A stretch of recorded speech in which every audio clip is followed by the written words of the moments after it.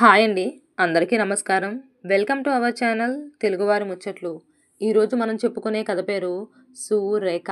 రచయిత రవిఎన్ అవధాని గారు. ఋషికేశం గారు మహానీయులు.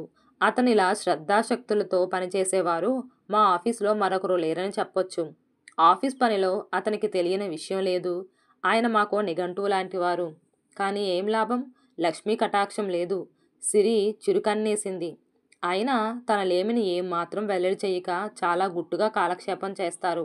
నాకు బాగా పరిచయం ఉన్న వాళ్ళు, నా శ్రేయస్సు కోరుకునే వాళ్ళల్లో ఋషికేశం గారు ముఖ్యులు.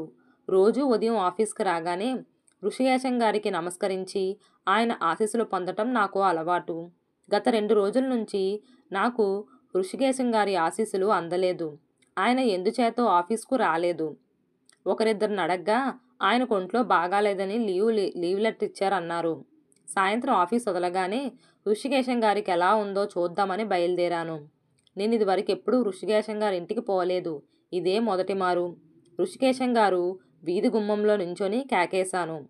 సమాధానంగా వీధి తలుపు తెరిచి ప్రశ్నార్థకంగా నా వైపు చూస్తూ నిల్చుందో 18 ఏళ్ల సౌందర్య రాశి. ఋషికేశం గారి ఇల్లేనా అన్నాను కొంచెం జంకుతూ. ఇల్లు పోల్చుకోవటంలో నేనేమైనా పొరపాటు పడ్డానేమోనన్న భయంతో. ఇదే ఆయనకు జ్వరం, పడుకున్నారు, రండి అంటూ ఇంట్లోకి దారి తీసింది. నేను మెల్లగా అడుగులు వేసుకుంటూ లోపలికెళ్ళాను. నాన్నగారు, నాన్నగారు, మీకోసం ఎవరో వచ్చారు అంటూ ఆయన్ని లేపింది. ఎవరు అంటూ భారంగా కళ్ళు తెరిచారు ఋషికేశం గారు.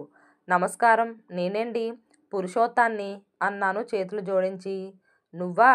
రాబాబు, కూర్చో అంటూ కొంచెం పక్కకు ఒత్తిగిల్లి పడుకున్నారు. మీ ఒంట్లో ఎలా ఉంది అంటూ ఆయన శరీరాన్ని తాకి చూశాను. అబ్బా, జ్వరం బాగా ఉందే అన్నాను. అవునండి, ఉదయం నుంచి మరీ ఎక్కువగా ఉంది. డాక్టర్ గారిని పిలుస్తానంటే వద్దంటున్నారు అందామే. అదేంటి, మందు తీసుకోకపోతే జ్వరం ఎలా తగ్గుతుంది? ఉండండి, నేను ఇప్పుడే డాక్టర్ గారిని తీసుకొస్తా అంటూ గబగబా డాక్టర్ గారి కోసం వెళ్ళాను. డాక్టర్ గారు ఋషికేశం గారికి ఇంజెక్షన్ ఇచ్చారు. మరేం పర్వాలేదు, ఉదయానికల్లా జ్వరం తగ్గిపోతుంది. ఈ టాబ్లెట్స్ కొని గంటకోటి ఇవ్వండి అంటూ చీటీ రాసిచ్చారు. నేను దాన్ని అందుకొని ఆయన చెప్పిన టాబ్లెట్స్ కొని తెచ్చాను. ఎలా వయ్యాలో చెప్పి ఆమెకిచ్చాను. మర్నాడు ఉదయం నేను ఋషికేశం గారింటికి వెళ్ళేసరికి ఆయన మంచం మీద కూర్చొని ఉన్నారు. మీ జ్వరం తగ్గిందా అన్నాను. బాగా తగ్గిపోయిందోయ్, కొద్దిగా నీరసం ఉందంతే. ఇప్పుడే డాక్టర్ గారు వచ్చి చూసి వెళ్ళారు. అయినా సురేఖ ఊరికే కంగారు పడి పాపం నీకు అనవసరమైన శ్రమ కలిగించింది. శ్రమే ఉందండి ఇందులో అన్నాను. ఆ అభిమానం ఉంది కనుకనే ఆదుకున్నావు. నాన్నగారు, కాఫీ అంటూ 2 గ్లాసులతో కాఫీ తెచ్చి ఒకటి ఆయనకిచ్చి రెండవది నాకు ఇవ్వబోయింది. నేను ఇప్పుడే తీసుకొని వచ్చానండి. పోనీ మరోమారు కొంచెమేగా, పర్వాలేదు, తీసుకో అంటూ బలవంతం చేశారు. నేను కాదనలేకపోయాను. ఆఫీస్కి టైం అవుతుంది, వస్తానండి అంటూ ఖాళీ గ్లాస్ మంచం కింద ఉంచి 2 రోజులలో ఋషికేశం గారు పూర్తిగా కోలుకొని ఆఫీస్కొచ్చారు. నేను రోజూ ఋషికేశం గారింటికి వెళ్తూ ఉండేవాణ్ణి. సురేఖ అందం నన్ను బాగా ఆకర్షించింది. రోజుకు కనీసం ఒక్కసారైనా ఆమెను చూసి ఆమెతో మాట్లాడకపోతే నా మనసు అదోలా ఉండేదా రోజంతా.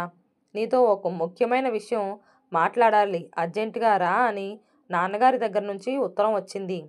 ఆఫీస్కు 2 రోజులు సెలవు పెట్టి ఇంటికి బయలుదేరాను. రాత్రి భోజనాలైన తరువాత అమ్మతో సురేఖ సంగతి మెల్లగా చెప్పాను. సురేఖ వంటి గుణవంతురాలు కోడలుగా తెచ్చుకోవటం అంత అదృష్టం మనకుండొద్దు. ఒక విషయం ఆలోచించు. మనకున్నవి కాస్త నీ చదువుకు అయ్యింది. మన అమ్మాయికి పసుపు కుంకుమ ఇచ్చి ఇంచుమించు సంవత్సరం కావస్తుంది. ఇన్నాళ్ళు ఎందుకు ఆగామో నీకు కూడా తెలుసు. ఈ నెలలో మంచి ముహూర్తాలున్నాయి. పెళ్లి చేయమని వాళ్ళు ఊరికే తొందర చేస్తున్నారు. ఇప్పుడు నీకిస్తామంటున్న పెళ్ళేం పరాయిది కాదు, మనకు కావాల్సిన వాళ్ళే. మొదటి నుంచి అనుకుంటున్న సంబంధమే. నువ్వు ఇష్టపడితే ఈ 2 పెళ్ళిళ్ళు ఈ నెలలోనే జరిపించాలి అని మీ నాన్నగారు ఉద్దేశం. ఆలోచించుకో అంది అమ్మ. ఇందులో ఆలోచించుకోవడానికి ఏం లేదమ్మా. మీ మాటకు నేను ఎప్పుడూ ఎదురు చెప్పను. మీ ఇష్టం కానియండి అంటూ నేను లేచి నా గదిలోకి వెళ్ళాను. నా 2 రోజుల లీవు 2 నెలలకు పొడిగించాను. మామగారి పలుకుబడితో మా ఊరికి బదిలీ చేయించుకోగలిగినందుకు నేనెంతో సంతోషించాను. 6 సంవత్సరాలంటే అవలీలగా గడిచాయి.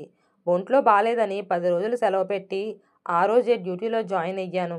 సంతకం చెయ్యరా బ్రదర్ అన్నాడు శటకోపం కాగితాన్ని నా ముందుంచి. ఏంటది అన్నాను ఆశ్చర్యంగా. ఏం లేదురా, మన ఆఫీస్కి ట్రాన్స్ఫర్ అయింది. ఈవేళ సాయంత్రం ఫోటో పార్టీకి నీ వంతు చందా అన్నాడు నవ్వుతూ. దుర్భిక్షంలో అధిక మాసమా అన్నాను సంతకం చేస్తూ. తిరిగేసన్నా అర్థం చెడదలే అన్నాడు శటకోపం బిగ్గరగా నవ్వుతూ. మన న్యూ ఆఫీసర్ కూడా చాలా మంచివారేంట్రా, చాలా హుషారైన వారు. చిన్నతనంలోనే బాగా పైకొచ్చారు. నేను ఇదివరకు ఆయన వద్ద పనిచేశాను అంటూ వెళ్ళిపోయాడు శటకోపం. సాయంత్రం పార్టీకి అన్ని ఏర్పాట్లు చేసి మా న్యూ ఆఫీస్ గారి కోసం ఎదురు చూస్తున్నాను. పార్టీకి ఆయన్ని కూడా రమ్మన్నాము. సరిగ్గా 5 గంటలకు ఆయన జీపులోంచి దిగారు. సారీ లేట్ అయింది అంటూ గబగబా మా వైపు వచ్చారు. వెనుకనే మెల్లగా అడుగులో అడుగులు వేసుకుంటూ వస్తున్న ఆయన శ్రీమతి సురేఖను చూసి క్షణకాలం విస్తుపోయాను. సురేఖ జీవిత రేఖ బాగున్నందుకు నేను చాలా సంతోషించాను.